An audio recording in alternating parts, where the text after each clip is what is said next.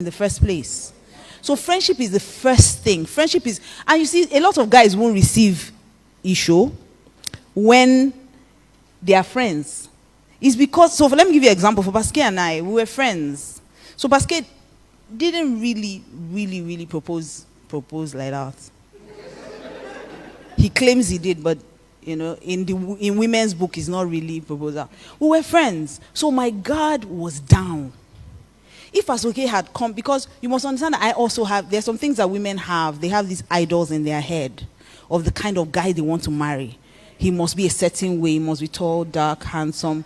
So all the short, fair, ugly guys who marry them. He must have six-pack. So people that don't have six-pack, if they have 3.5, won't you manage? So, I had my own ideals. I had my own idols in my head of what I wanted. And they were more what I didn't want than what I wanted, okay? I didn't know what I wanted exactly, but I knew what I didn't want. So I knew that I didn't want to marry a pastor. That was totally out of the question. It was not even negotiable. So if you're a pastor, a lay minister, a minister, there's a way you will be near ministers or sitting around ministers. I don't want. Because I just felt I'm not a pastor's wife. I can't deal. I can't be like, Pastor Daniel, be smiling instead of you and all those things. I barely have enough energy for myself to be chasing people. I just had my own issues. I'm like, I can't deal. Secondly, I didn't want to marry an Igbo man. I was definitely not doing that. So for one, Igbo men, to me, I felt they were arrogant. And even though they say they take care of their wives, I think they take care of their wives so they can boast. So I just had all those things in my head. Not necessarily true, but you just have some things that you have picked up over the years and Satan has helped you to crystallize. So I had those things. And Igbo people, once it's December, like this, wherever you are in the world, they start planning village. And me, I am such a city girl. God, I cannot deal with village. I cannot go to a stream. Mosquito cannot bite me. I cannot sit down in village meeting. I cannot greet the whole world. There were just a lot of, it's stressful. And then they will go from house to house. When they come back in December, go from house to house. Let's go and greet auntie this. Let's go and greet. I'm like, I'm stressed.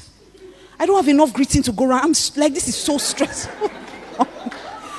August meeting, they will plan. I can't. I can't. I can't function like that. So I say I'm not marrying Igbo. Let me just marry Yoruba boy that's not power for this. Let me just stay where I am. They born me in Lagos for a reason. So I had all those things. And I definitely didn't want to marry a man that was hairy. I didn't know that beard gang will reign now. That time. So I said, me, I'm very hairy. If you see me, I said, if I'm going to marry somebody that is hairy, I'm not going to born gorilla. I can't deal. I cannot deal. Then I want to bath my baby. I will be opening the hair to look for where to. I said, no, I can't do this. I honestly can't do this for myself. I said, tell yourself the truth.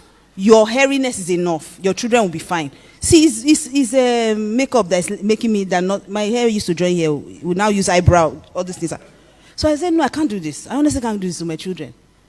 And really, if you see my son, David has a beard. He was telling me the other day, see, mommy, see my beard is coming. I said, my brother, you're 5 years old.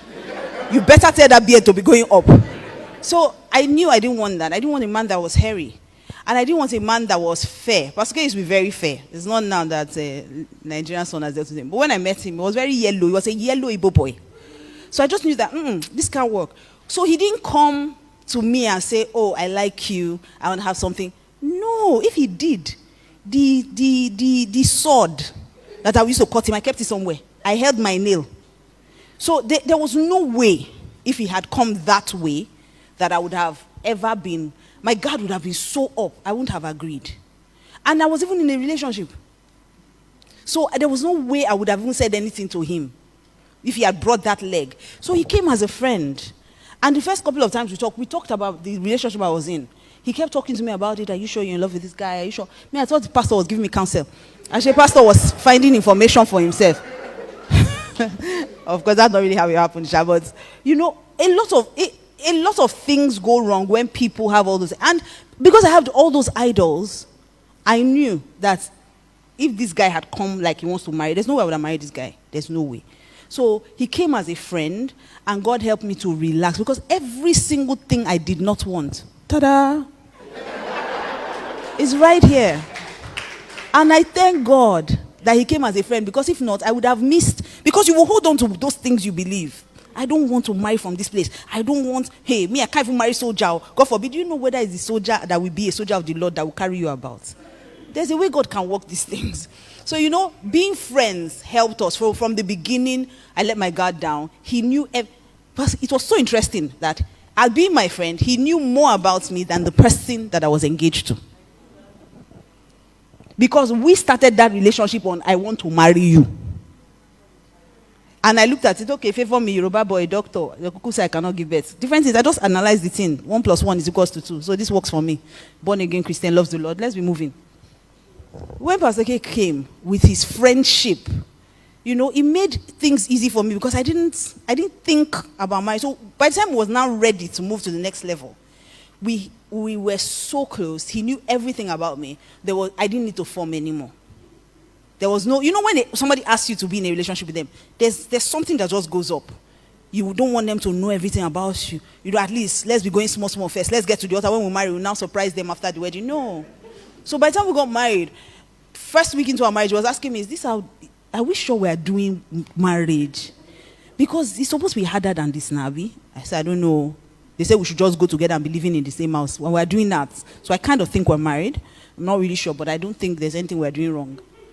So we were friends. And that friendship is what has sustained us even now. Because children will come, they will go. When we had issues with having children, I waited for 8 years. We were friends. So it wasn't a case of, hey, will my husband go outside? What's that? It's our problem. If I'm crying, you better be crying or be comforting me. Is that, so we were so close, that close. And that's what has sustained us more than anything. Is it that has never offended me? Of course not. But a friend loves at all times. When someone is your friend, it's easy to forgive them. When someone is your friend, you get along. When someone is your friend, there's nothing you won't do for them. If there are things that you're in a relationship now, there are things, or you're married, there are things that your husband is doing to you. It's not half what some of your friends have been doing to you since, but they are still in your life. Why? Because you're thinking friendship. Friendship.